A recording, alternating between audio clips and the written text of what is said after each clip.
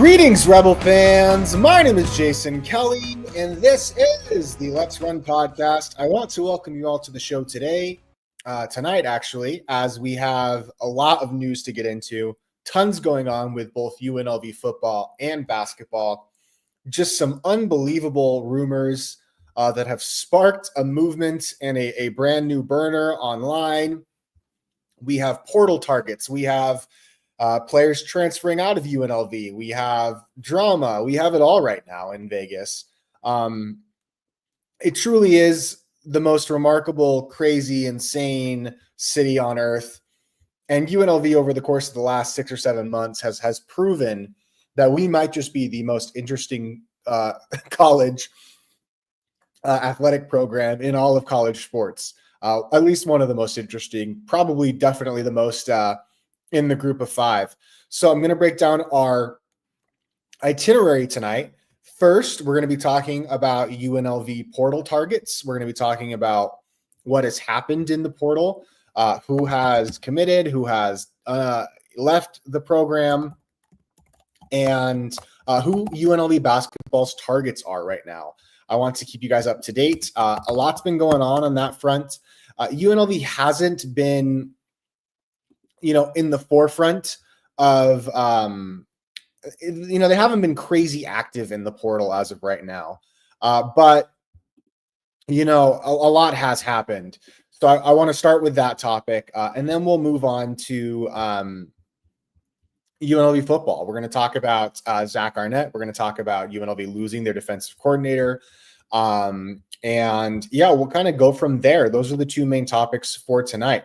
So first things first, let's jump into the portal tracker and look at all the names. So as of right now, UNLV basketball has a bunch of names in the transfer portal. We got recommits. The first and biggest piece of news is UNLV did land a transfer portal commitment from Emmanuel Steffen. Now, if you don't know a lot about Emmanuel Steffen, he was a very lightly used player at the University of Arizona this year. But he's a freak athlete. Just for example, I'll play this clip for you so you can see it because it's insane.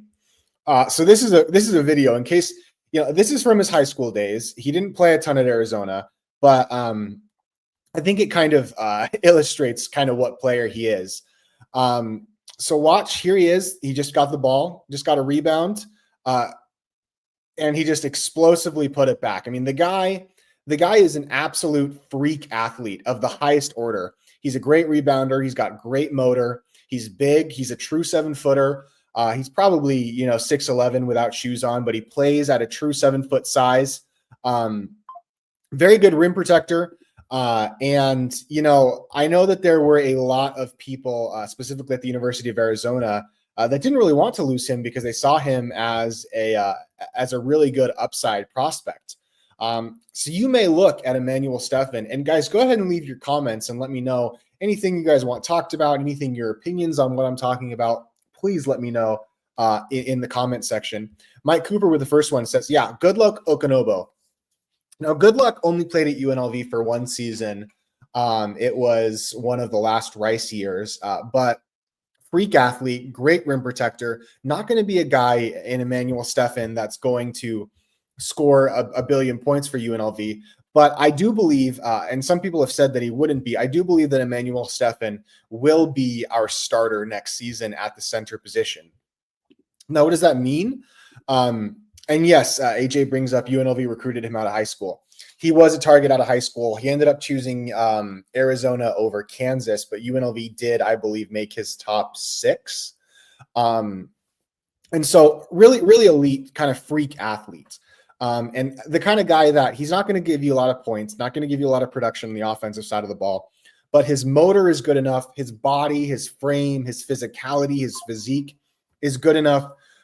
So much so that I have complete confidence that he can be the anchor of a legitimate defense in the Mountain West. And I think he's going to be our starting center, and he's going to do a really good job.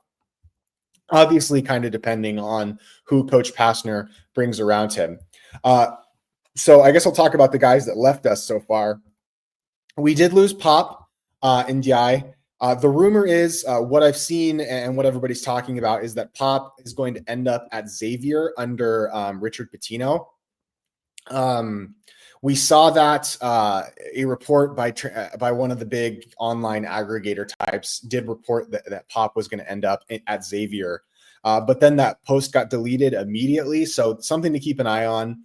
If he goes to Xavier, Xavier probably will have more NIL to work with than UNLV. So ultimately, UNLV lost him because they couldn't pay him. But Pop's a very good player, but I feel okay with Emmanuel Steffen kind of replacing Pop. We need another 7-footer. Tavon Jenkins says Mikey Williams to UNLV will feed families. Yeah, Tavon, we will get to Mikey. He'll be one of our next topics. Yes, I agree with you, although there are certainly some risks with Mikey coming to UNLV that are going to have to be brought up. So we did lose Pop. We believe that Pop is going to Xavier, but that has not been confirmed yet. Jaden Henley transferred. He is going to GCU. I'm a little surprised by that, to be honest. I never thought I thought Jaden Henley would probably go back up to the Power 4 ranking, considering he has legitimate Power 4 talent. GCU is a surprise, but ultimately GCU is a school that has a lot of money, that has a lot of backing behind it, and so I'm not gonna like say that GCU is a downgrade from UNLV. It really isn't. They invest more into basketball currently than we do, and so I can't see. I'm happy for Jaden. I'm disappointed that it's GCU. I feel like there were other options for him, but ultimately, we don't really know who offered him. Obviously, DJ Thomas ended up at LSU. I think we talked about that last week. Bear Cherry ended up going to Sacramento State. That was a shocking commitment for me. I have no idea how Bear Cherry ended up at Sacramento State. I mean, there's all these stories coming out about Sacramento State's huge NIL budget, and I just don't buy a lot of that. I'm not saying that they don't have NIL to work with, but Sacramento State's head coach Mike Bibby is making $300,000. I don't see Sacramento State spending a crazy amount of money. Who I feel like Bear Cherry could have gotten Power 4 interest based off his performance this year. He was a good rim protector. His offensive game had a lot of polish, had a lot of skill. I don't want to say polish, but ultimately, losing Bear Cherry to Sacramento State is more confusing than it is discouraging. I really don't know. I don't know how to feel about that one. I wish him the best. I'm a big fan of Bear Cherry. I wanted him back at UNLV, but Sacramento State's a bizarre place to end up. Rob Whaley's obviously in the transfer portal. Now we get to some good news. James Evans is a guy who I loved out of high school. He was he did not play last year at UNLV because of some weird academic ineligibility issues, which really didn't make a lot of sense to me. Don't know why. Mike Cooper brings up Rob Whaley. His father reported that he didn't get a meeting with Josh Pastner. I think that's a little odd. Don't know a lot about that situation. I like Rob. I think he's a guy that I'd be happy to have on my roster, but he's certainly not a player that I, as a UNLV fan, he's not a guy that I would love to spend a lot of NIL to keep around. I'm a big fan. I'm a big fan of Rob Whaley, but I just don't think he's worth the money perhaps that he would ask from UNLV. And there are a lot of other guys that I would rather have than Rob Whaley on the roster. Even though I'm a big fan of Rob Whaley, I think he's great. I don't know about that relationship between Rob and Coach Pastner, but all you can really do is wish him well, and kind of just move on at that point. So UNLV gets a recommitment from James Evans. James Evans, after Kevin Kruger was fired, did put his name in the transfer portal, probably to test the waters out. He was a 3-star player out of high school, but very close to a 4-star player, actually. Freak athlete, 6'5", 6'6". He's listed at 6'5", but he plays big.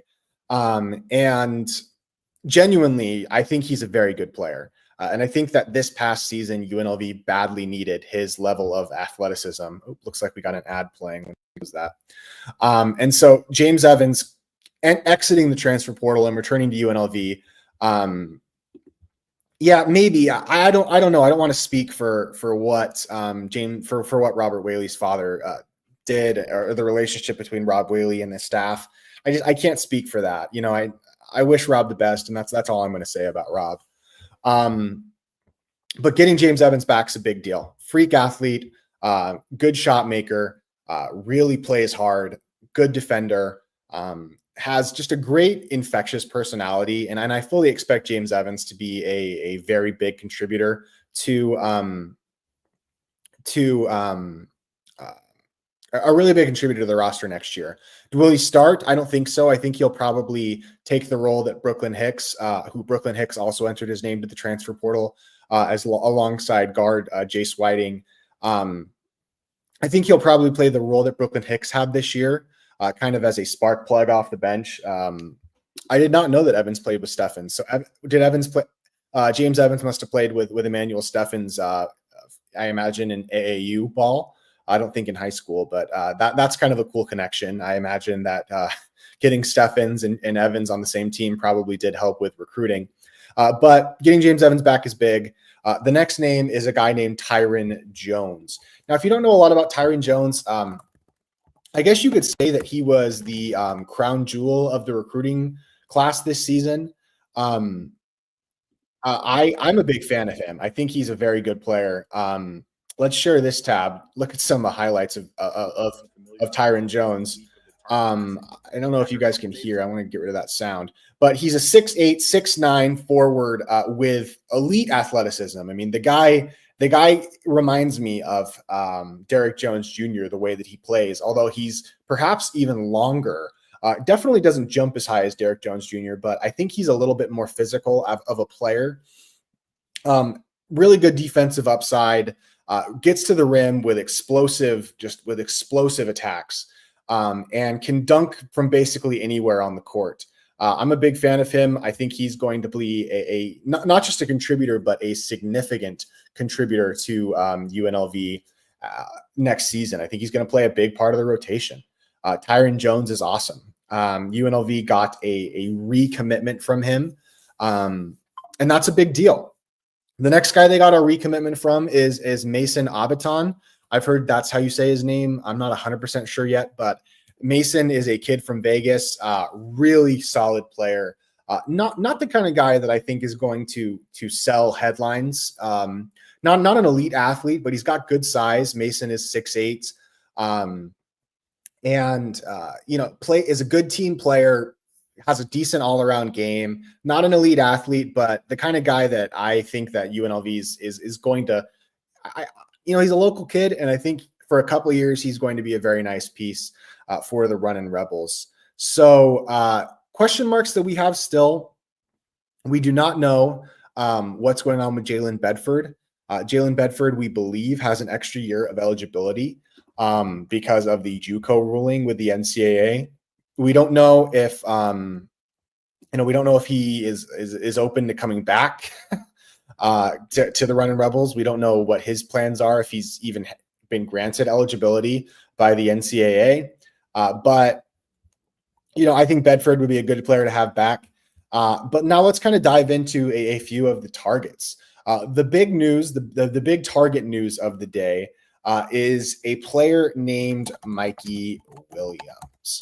Now, Mikey Williams apparently, and this is the first player that we have heard, at least, the recruiting news, and AJ's pointed this out, AJ Serio has pointed this out a couple of times.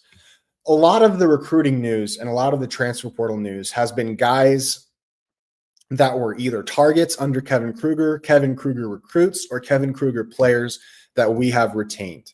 What we don't have as of yet is new players, is players that are clearly Pastner or Garson guys. We've missed out on a couple of people. We missed out on Trey Carroll, a player out of FAU, probably. We missed out, obviously, on Devin Tilley, who was a part of the team that Scott Garson coached at Santa Clara, 7-footer out of Germany. We swung and we missed out on him.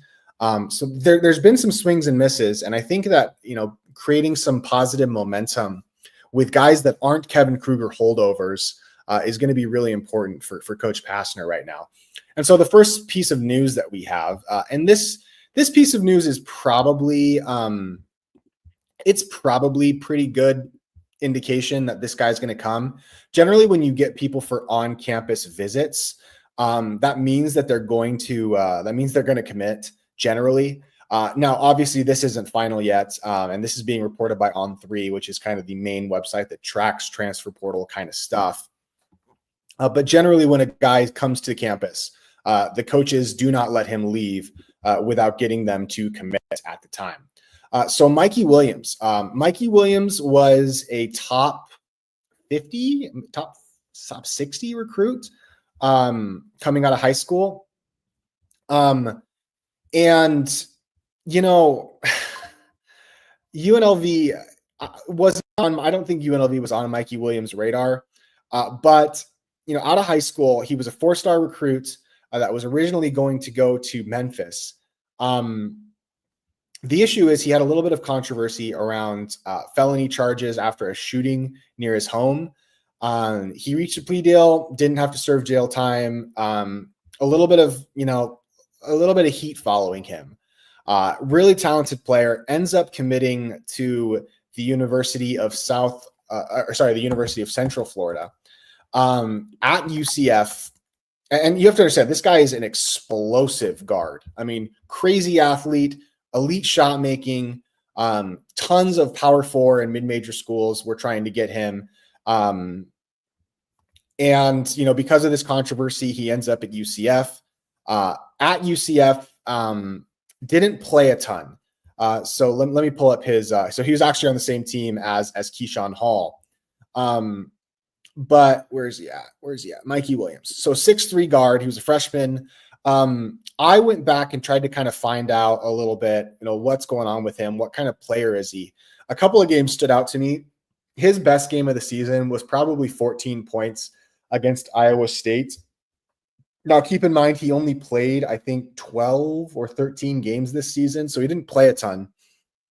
But the dude is an elite athlete, good shot maker, dealt with a little bit of controversy. I think that Pastner is the right kind of guy to bring him in. It's a risk to bring in a guy with that kind of jaded staff and obviously jaded past, and obviously, you know, missing basically all of last year, most of last year with injuries, I believe, to his shoulder. That's not a good sign either, but I think that this guy is worth the risk.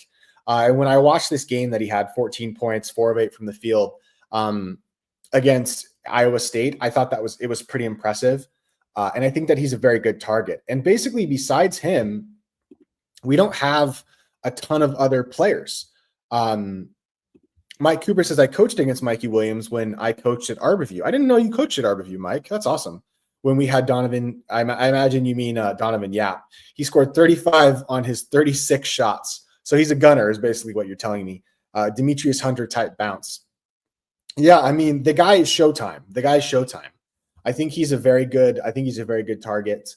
And ultimately, I predict that we're going to land him just based on that report. Now, you never know. It's never final until it's final. But I think that UNLV landing Mikey Williams and maybe Mikey Williams kind of being a big part of UNLV's future is probably in order. Another player that we heard about today is a guy named Sincere Parker. He played for Will Wade at McNeese State this past season. He is a guard, 6'3", 6'4", really solid, averaged almost 13 points a game, 3 assists. He previously played at St. Louis, averaging 15 points a game. A consummate professional. He could be a very good ad for UNLV. Don't know how far along that is, but that's another name that's been reported. There have been a lot of names that have been reported, to be honest with you, tons. Who else did I see? Yeah, Trey Carroll is another one that we'd heard, but again, it seems like he might be joining Richard Pitino at Xavier. Couple other names that we've seen. Sorry, we're moving. Those are kind of the big ones for right now. Essentially, like there's not a ton of in-person staff visit kind of stuff. And you won't see a lot of that until April 10th. You have to understand that we're still technically in a oh, thank you, Brian. I appreciate you, man. Please subscribe, guys. I try and cover the team as best as I can, both basketball and football. We should see a lot more. We should see a lot more people. Yeah, there have been a couple of JUCO players. I can't remember all their names, but you are allowed to do in on-campus visits during the dead period with JUCO players. I would expect that UNLV will mostly have its roster kind of rounded out by the middle of next week. If they don't, that probably means that we're Grant Foster. Yep, there you go. That's another name. If we don't have the roster kind of rounded out by the middle of the next week, I think maybe you could start to worry a little bit. Have I heard that Cooper Flagg is coming to UNLV? He actually is coming to UNLV. You guys didn't hear Cooper Flagg was going to come play basketball on the campus of UNLV at Summer League this season? Yeah, Cooper Flagg will be playing basketball in the Thomas and Mack Center in a couple of short months. He's going to be playing for the Charlotte Hornets or the, I guess, Philadelphia 76ers, but not for UNLV. Dockery, yep. Guys, there's tons of names. I decided to focus primarily on Mikey just because we have news that he's going to do an official on-campus visit, and that's a very good sign.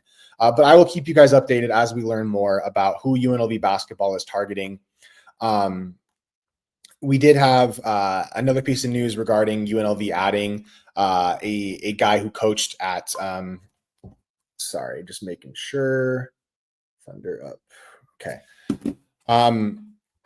We did have Coach Passner kind of rounding out his staff. Coach Barrett Peary is still kind of the Coach Barrett Peary is still kind of the I don't know what to call him. The unknown, the wild card for UNLV basketball. Coach Peary was, in my opinion, kind of the backbone of the program under Kevin Kruger, kind of the guy that was keeping things together a lot of times. And he still on his profile has that he's an assistant coach at UNLV. He's a guy that really cares, who seems like he's still involved, but we don't really know what his role is. I hope that the school is keeping Barrett Peary around. It seems like they are, but we just don't really know what capacity that's being done in as of right now. If I were the school, I would hire him as a GM, maybe.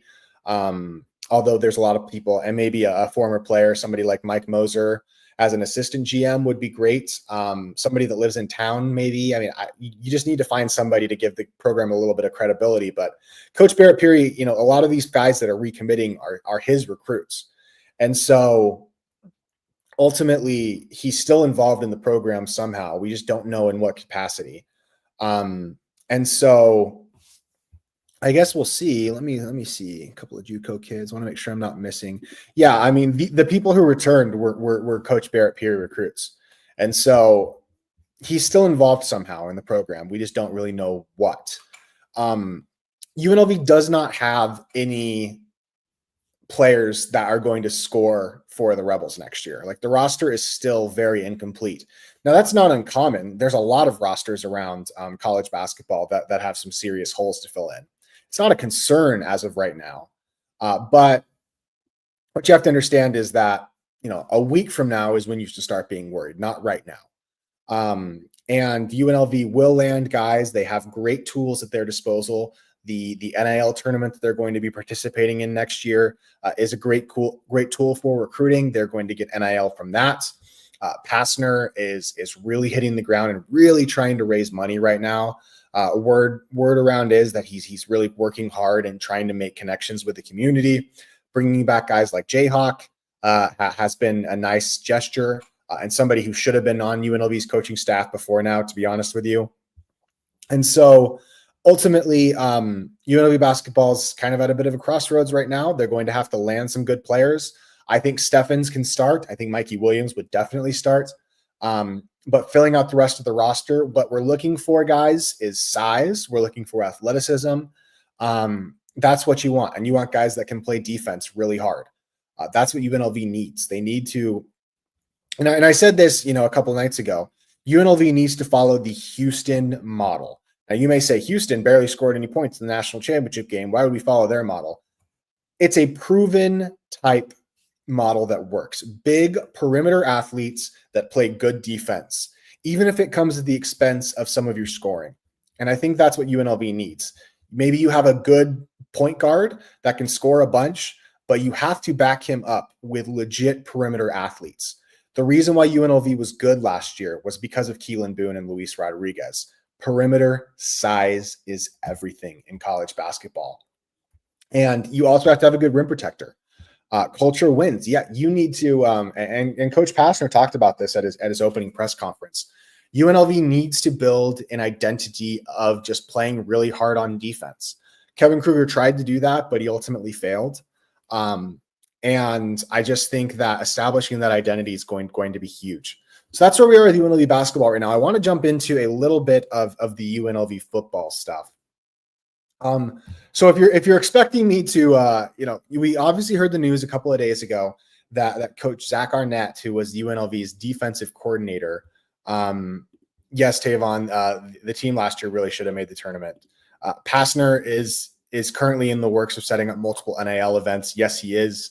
That is everybody's been saying that. Passner is really trying his hardest and really focusing on the right things. And I think a week from today, we'll probably have a pretty good idea of how Coach Passner's doing. We have some Baconator comments. Getting dinner at Wendy's tonight. Yeah, Wendy's pieces of news hit you. They can be pretty tough. So Coach Zach Arnett, see, I feel conflicted because there is a very obvious, and publicized and memed rumor going about why Zach Arnett is currently no longer the assistant head coach and defensive coordinator for the UNLV football team. The issue is, guys, I have not been able to verify this story. I know where it comes from, but and if you want to find out what the story is for why Zach Arnett is not currently our defensive coordinator, you can find it. It's wild. It involves Wendy's. It involves Baconators. It involves high drama. I just don't know what to say because I do not want to report on something, and I'm not a reporter. I don't want to say something or proliferate a rumor that I do not know the accuracy of. Regardless, Zach Arnett has had a bit of a reputation as not the greatest mind. A lot of Ole Miss, Mississippi State fans were in UNLV fans' mentions. Yeah, there's a burner account called Spicy Zach Arnett. I'm sure somebody in the comments will say the story because I do not want to be the person that says exactly publicly. If you DM me, I will tell you what the rumor is, but I don't want to say it publicly. So, and the memes for it have been fantastic. I've really enjoyed the Spicy Zach Arnett Baconator account. I've really enjoyed the videos people have made for Wendy's commercials with Zach Arnett. Is the Wendy's story embellished? There was a coach. My guess is a social media rumor. Yeah, I don't know. I don't know, Brian. I don't know. There was a coach that did this a couple years ago, and so maybe this is just some crazy rumor. But that's why I'm not going to go into specifics about it because I don't want to proliferate something that's not true that I don't know that I can't verify the accuracy of. So UNLV is out their defensive coordinator. I thought Zach Arnett was a very good hire when they made the hire. He has previous head coaching experience in the SEC. He was a part of the Dan Mullen staff. He was a part of the Mike Leach staff when Mike Leach was the head coach at Mississippi State. And he's a guy just with a ton of experience. And losing him is definitely not good. And they replaced him with Paul Gunther. Now, if that name sounds familiar to you, Paul Gunther was part of the Raiders staff. He was from 2018 to 2020, I believe, not a beloved member of the he never coached. Did Zach Arnett never coach with Mullen? I thought my apologies, my mistake. I thought that he coached with Mullen in Mullen's last season at Mississippi State. I know that he coached under Mike Leach. I know that he took over as the interim coach and then was eventually hired on as the head coach at Mississippi State, but I thought that he had coached under Dan Mullen before. My mistake. So Paul Gunther gets basically hired and kind of replaces Zach Arnett as the defensive coordinator. Paul Gunther is not considered to be a sterling defensive mind. And, I got to be real, guys. The offense for UNLV football coming into next season, that doesn't concern me. I think that Dan Mullen's going to put together an outstanding offense, whether it's Alex Orji or Anthony Colandrea. I think that he's going to put together a very good offense. What does concern me is the defense. I don't know how this UNLV team is going to get stops without Jackson Woodard backing them up and being kind of the quarterback of the defense. Who's the guy that's going to step into that role? Well, the best guess is that that name is probably going to be Marcel McDuffie. But McDuffie has dealt with injuries a little bit in his career. He's a very talented player who was a part of the stout UNLV defense to start last season, but then ended up missing a lot of last season with injuries. Some of the talent from that UNLV has brought in on the defensive end, I wouldn't say it's bad, but I'm a little suspicious. Finzix, how was the open practice for students? I was not able to attend. We had general conference with my church this past weekend. But go ahead and put your thoughts on how the comments on how the open practice was for the students. Keep an eye out for a breakout year for Melvin Laster and Charles Correa at middle linebacker. Yeah, those are a couple guys that could have a breakout year. What I mean with my skepticism of the defense, our O-line may have been getting cooked, but I don't know. Yeah, the O-line has a few holes too, and it's not just because UNLV lost. UNLV lost obviously a guy who I think would have been maybe one of their starting O-linemen in Ben Chrisman in that tragedy. But yeah, I'm just skeptical of the defense. I feel very confident in the offense. I like the receiving core that we have. I like the tight end group that we have. I think we're going to be able to both run the ball. I think you're going to see Jet Thomas do really well. But Friel looked the best out of everyone. But, that doesn't surprise me. Friel has the continuity. Friel has the continuity in the system. And I will be, as Mike Cooper says, there is open practice for season ticket holders on this Saturday. Jason, you can be my guest. I was planning on going anyway, Mike, but if you'd like, I'll meet you up there. And this goes for any UNLV event, football or basketball. Joe Cullen was the coach who drive-through throughout Wendy's in 2006. I guess we'll see. I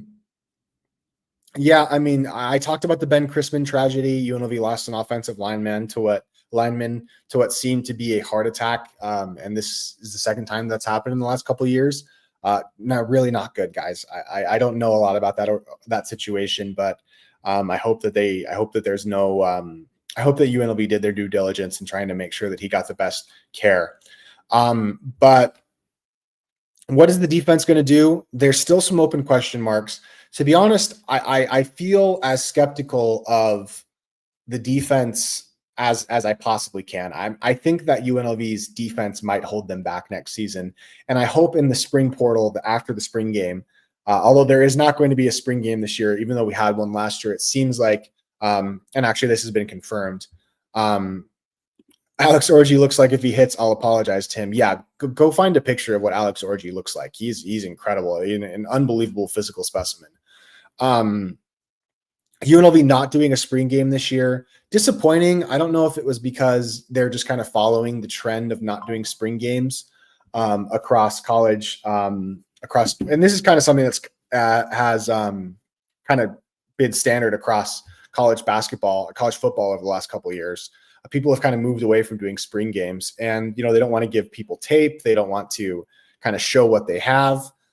Doing an open practice to the public is probably a good compromise. I hope that it's still a kind of a fun viewing situation this Saturday. But I guess we'll see. There's a lot of unknowns with UNLV football right now.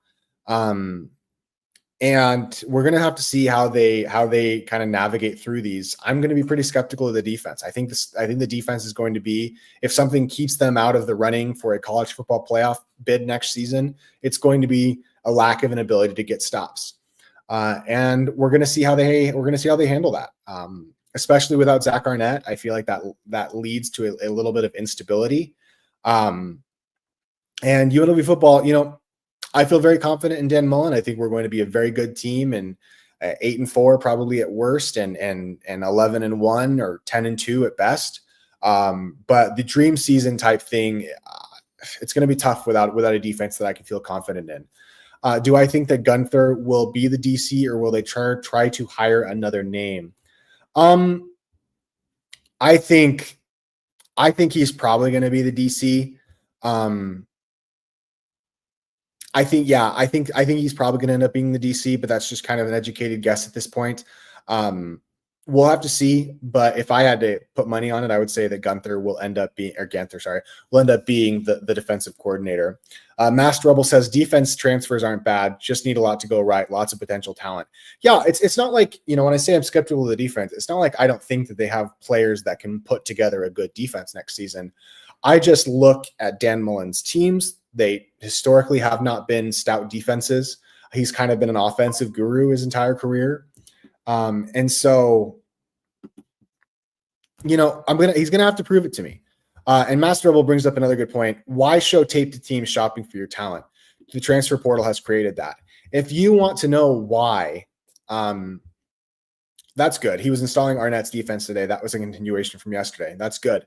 I imagine there's going to try and be a level of continuity. If the stories about Zach Arnett, why he's no longer the head coach, are true, the defensive coordinator are true, even if those details specifically aren't true, if there's truth to it, UNLV is probably better off without Zach Arnett being the defensive coordinator. Zach Arnett is probably better off not being the defensive coordinator. He stepped down for personal reasons, and I think it's probably for the best. If he was in the position where he was going to step down, it's for the best that he's gone.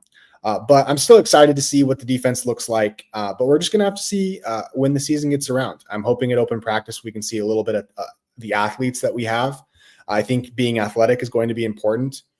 And I do fully expect not just UNLV, but a few Mountain West teams. I feel like UNLV's probably already suffered its worst portal losses.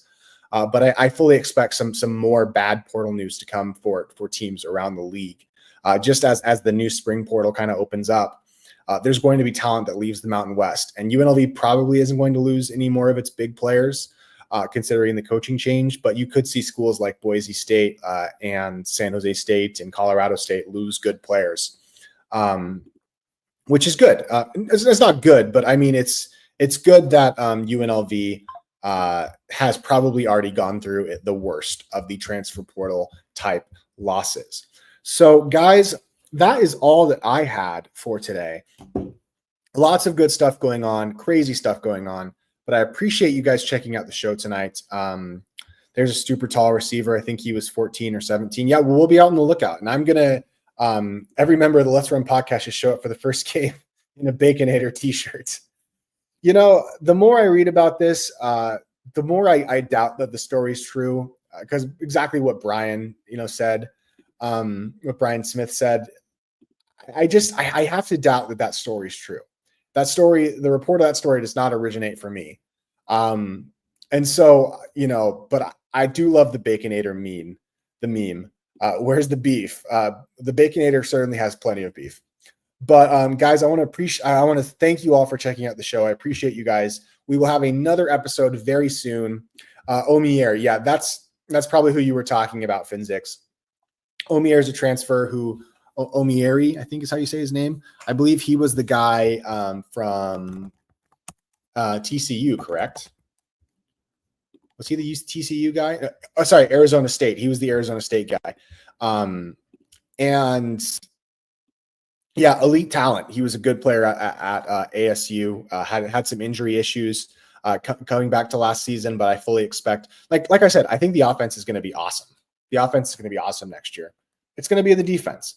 So guys, thanks for checking out the show tonight. Have a wonderful night. Jojo Earls from TCU. Yes. Thank you, Banana Man. And let's run, Rebels. Woo! Go get your Baconators, folks.